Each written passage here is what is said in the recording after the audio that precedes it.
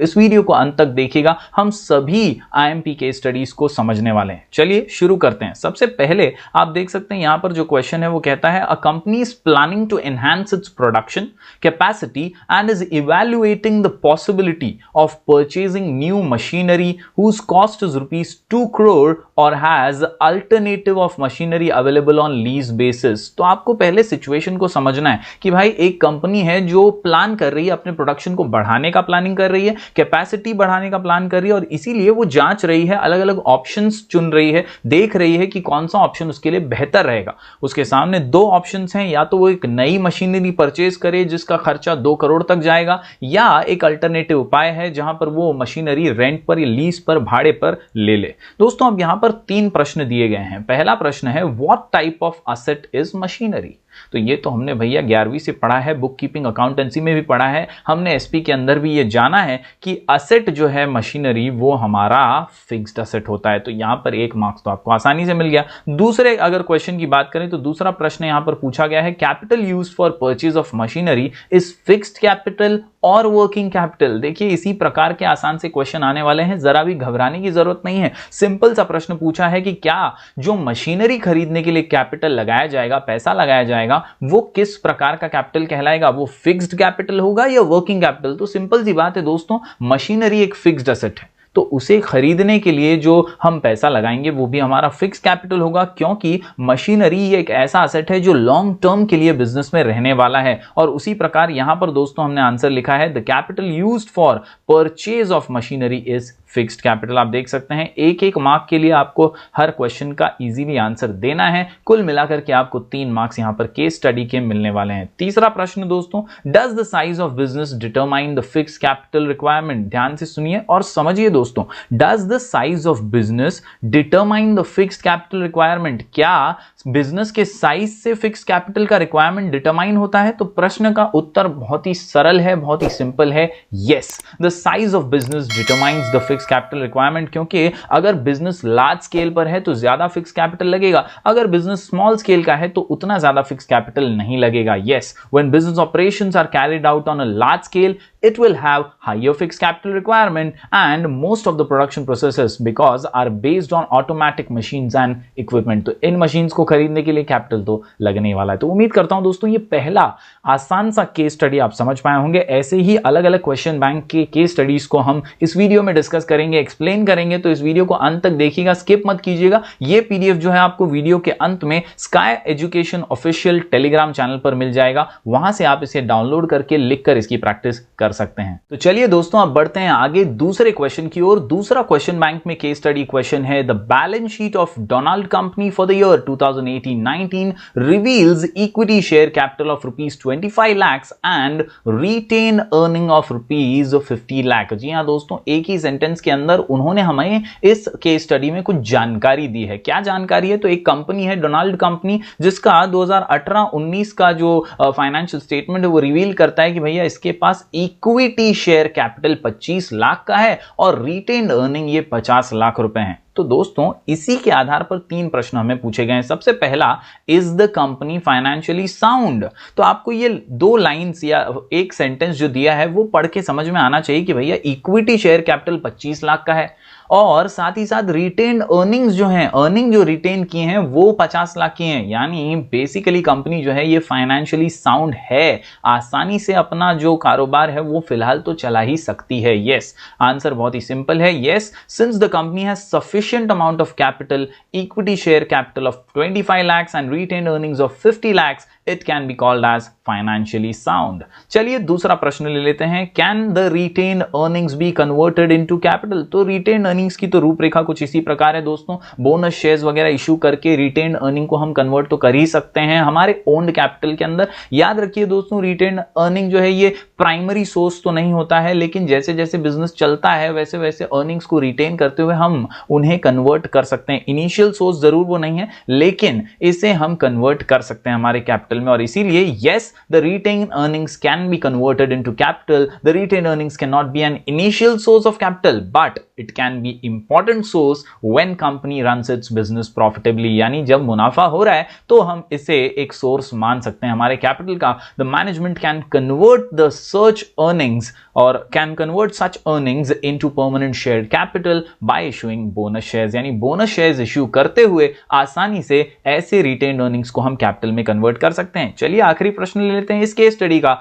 What type of a source retained earning is. Retained earning का ही ये प्रश्न है दोस्तों. रिटेन्ड अर्निंग ये कैसा सोर्स है? तो याद रखिए ये एक इंटरनल सोर्स है, एक्सटर्नल नहीं है, इंटरनल सोर्स ऑफ फाइनेंस है, जो दोस्तों हम ओन्ड कैपिटल की तरह ही इसे ट्रीट कर सकते हैं. यस, इंटरनली ये हमारा सोर्स हो जाता है. इसीलिए आंसर बहुत ही सिंपल, एक ही वाक्य में, retained earning is an internal source of finance और a form of owned capital. तो उम्मीद करता हूं दोस्तों ये दूसरा जो केस स्टडी है ये भी आसानी से आप समझ पाए होंगे. चलिए बढ़ते हैं आगे, एक और केस स्टडी देख लेते हैं. बहुत ही सिंपल सी अगली केस स्टडी आपके सामने. देखिए दोस्तों पैटर्न समझिए. 3 मार्क्स का एक है तो 3 पॉइंट्स के अंदर आपको आंसर अच्छे से प्रेजेंट कर देना है. 3 मार्क्स आपके हो जाएंगे. आपको कुल मिलाकर के बोर्ड एग्जाम के अंदर 2 लिखने होंगे आउट ऑफ 3, यानी टोटल यहां पर 6 मार्क्स हैं. तो यहां पर 3 पॉइंट्स में अच्छे से आंसर को प्रेजेंट करना समझ लीजिए, लिख करके प्रैक्टिस कीजिएगा. अगला प्रश्न, TRI limited company is newly incorporated public company and wants to raise capital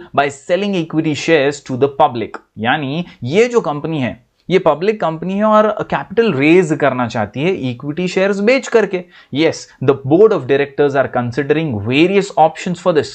और अलग अलग ऑप्शंस जो हैं वो तराशे जा रहे हैं, जांचे जा रहे हैं. Advise the board on the following matters. अब हमसे एडवाइस ली जा रही है. 3 प्रश्न, उनके उत्तर हमें देने हैं. सबसे पहला, what should the company offer, IPO और FPO.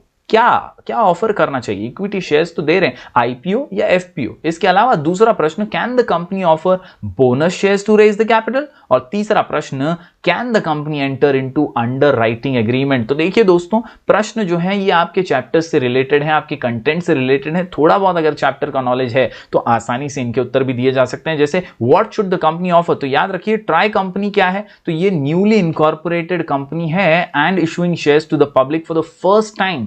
Hence, the company should offer initial public offer यानी IPO ही इसे जो है इशू करना चाहिए, क्योंकि ये नई कंपनी है और पहली बार जो है शेयर्स इशू कर रही है. और इसीलिए यहां पर दोस्तों फर्स्ट टाइमर्स के लिए इनिशियल पब्लिक ऑफर ही जो है वो सूटेबल रहेगा. दूसरे प्रश्न की बात करें तो can the company offer bonus shares. तो याद रखिए bonus share, the shares are the fully paid shares issued free of cost to the existing equity shareholders in proportion to their shareholdings. So the company cannot raise capital by offering bonus shares. दोस्तों bonus shares की परिभाषा ही ये है, वो जो हमारे existing share holders होते हैं ना उन्हें हम बोनस में देते हैं, वो शेयर्स होते हैं bonus shares, extra equity shares देते हैं उन्हें. लेकिन यहां तो पहली बार इनिशियली हो रहा है ना, शुरुआत हो रही है, और इसीलिए इधर हम बोनस शेयर्स इशू नहीं कर सकते. तीसरी एडवाइस जो हमसे मांग रहे हैं, can the company enter into underwriting agreement. तो दोस्तों company can enter into an agreement with under writers bye paying them commission. यानी कमीशन बेसिस पर हम अंडर राइटिंग एग्रीमेंट जरूर कर सकते हैं. The under writers assured the company to take up the unsold shares so that the company is able to raise its minimum subscription. यानी minimum subscription raise हो जाए, इसलिए अंडरराइटर्स को कमीशन देते हुए उनके साथ अग्रीमेंट हम कर सकते हैं. तो उम्मीद करता हूं ये एक और केस स्टडी का क्वेश्चन आप समझ पाए होंगे. दोस्तों इस पीडीएफ के अंदर 14-15 कुल मिलाकर के केस स्टडी हैं. क्वेश्चन बैंक के ही ये केस स्टडीज हैं, विद सॉल्यूशन है. 3-3 पॉइंट्स में आपको आंसर लिख करके प्रैक्टिस करना है और आसानी से आप आपके 6 मार्क्स बोर्ड एग्जाम के पक्के कर सकते हैं. चलिए दोस्तों बढ़ते हैं अगले प्रश्न की ओर. चौथा प्रश्न है यहां पर, Silver limited company has recently come out with its public offer through FPO. Their issue was oversubscribed. The board of directors now wants to start the allotment process. Please advise the board on. यानी हमसे advice ली जा रही है कि भैया over subscribe हो चुका है, अब बोर्ड ऑफ डायरेक्टर्स जो हैं ये अलॉटमेंट प्रोसेस शुरू करना चाहते हैं. तो ये 3 प्रश्न है आपके सामने. Should the company set up allotment committee, या दूसरा प्रश्न है, how should the company inform the applicants to whom the company is allotting shares, and lastly within what period should the company issue share certificate. तो दोस्तों इसकी प्रक्रिया जो है वो बहुत ही सिंपल है। आप जानते हैं कि हर बार जब आप सब्सक्रिप्शन के लिए ऑफरिंग देते हैं तो उसके बाद आपको सब्सक्रिप्शन मिलते हैं, and then finally you have to start the allotment process, और आपको फिर धीरे धीरे करके शेयर्स के allotment letters and then share certificate भी देना होता है। तो उसी के बारे में ये प्रश्न है। इसी प्रोसेस को 3 प्रश्नों में डालकर हमें पूछा गया है। सबसे पहले, should the company set up allotment committee? तो यस, जाहिर सी बात है, अब तो प्रोसेस शुरू करना है। Yes, the company should set up an allotment committee. The allotment committee will decide the basis of allotment and submit a report to the board। यानी जल्दी से ये अलॉटमेंट कमिटी जो है वो गठित करनी चाहिए और फिर उसके रिपोर्ट के आधार पर अलॉटमेंट का प्रोसेस शुरू कर देना चाहिए। दूसरा प्रश्न, how should the company inform the applicants to whom the company is allotting shares? कैसे आप बताएंगे? तो याद रखिए, the company should inform the applications to whom it's allotting shares by issuing letter of allotment. यानी आप इंफॉर्मेशन कौन से लेटर के जरिए देते हैं? तो लेटर ऑफ अलॉटमेंट के जरिए देते हैं, अलॉटमेंट एडवाइस के जरिए देते हैं, और वो अब आपको दे देना चाहिए जिन्हें आप शेयर्स अलॉट करने वाले हैं। तीसरा प्रश्न, within what period should the company issue share certificate? The company should issue share certificates within 2 months from the date of allotment of shares। यानी जैसे ही आप शेयर्स दे देते हैं उसके 2 महीने के अंदर अंदर आपको शेयर सर्टिफिकेट भी अलॉट कर देना चाहिए। तो यह आसान सी केस स्टडी कुछ इसी प्रकार की इस पूरे पीडीएफ के अंदर केस स्टडीज हैं, और काफी आसान हो जाएगा आपके लिए 6 मार्क्स वसूल करना। इस टाइम को वेस्ट किए बिना दोस्तों लिख करके जरूर प्रैक्टिस कीजिएगा। पीडीएफ को sky education official channel Telegram पे जो है उससे डाउनलोड कर लीजिएगा और जरूर इसकी अच्छे से प्रैक्टिस कीजिएगा। दोस्तों 5वें प्रश्न की ओर अगर बढ़ें तो यह भी एक और सिंपल सा प्रश्न है, और यहां पर भी काफी अच्छे ढंग से क्वेश्चन को जो है फ्रेम किया गया है। Violet limited company plans to raise 10 crore of by issuing debentures। यानी 10 करोड़ के डिबेंचर्स इश्यू करना चाहते हैं, 10 करोड़ जो है रेज करना चाहते हैं। The board of directors have some queries, please advise them on the following। Debentures के बारे में प्रश्न पहला, can the company issue unsecured debentures? Can they issue irredeemable debentures? और तीसरा, as the company is offering debentures to its members, can such debentures have normal voting rights?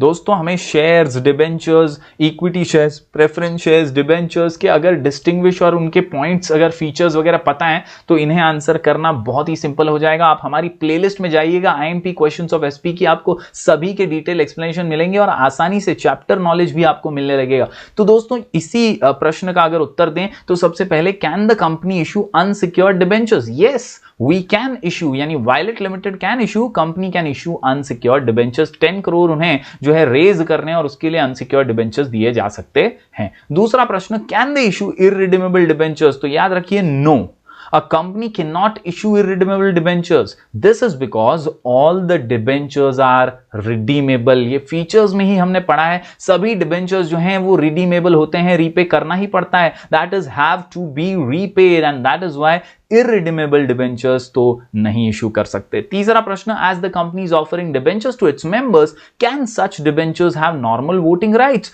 No my dear friends। once again याद रखिए, equity share holders जो होते हैं ना, मालिक होते हैं कंपनी के, तो अपना पैसा पराया पैसा, याद रखिए अपना पैसा जिसका है ओन्ड कैपिटल जो है उसे वोटिंग राइट मिलेगा, लेकिन यहां पर डिबेंचर होल्डर्स को हम वोटिंग राइट्स नहीं देंगे। No, a company can not issue debentures with voting rights, hence the debentures offered to members can not have normal voting rights. तो उम्मीद करता हूं दोस्तों ये 5 केस स्टडीज तो आप आसानी से समझ ही गए होंगे। आपको टेलीग्राम चैनल पर जाना है, हमारे sky education official Telegram channel पर, और वहां से ये पीडीएफ डाउनलोड करना है, लिख करके इसकी प्रैक्टिस करनी है, अपने 6 मार्क्स को कंफर्म करना है। तो दोस्तों इन 15 जो केस स्टडीज का ये पीडीएफ है, इसे आसानी से प्रिपेयर कीजिए, लिख करके प्रैक्टिस कीजिए, समय का सदुपयोग कीजिए और आसानी से मार्क्स कमा लीजिए। जी हां दोस्तों, हम मिलेंगे फिर एक बार कुछ और ऐसे ही वीडियोस के साथ। तब तक के लिए जरूर बने रहिए हमारे चैनल पर। हम मिलेंगे फिर एक बार कुछ और नए वीडियोस के साथ। तब तक के लिए do like, share and subscribe.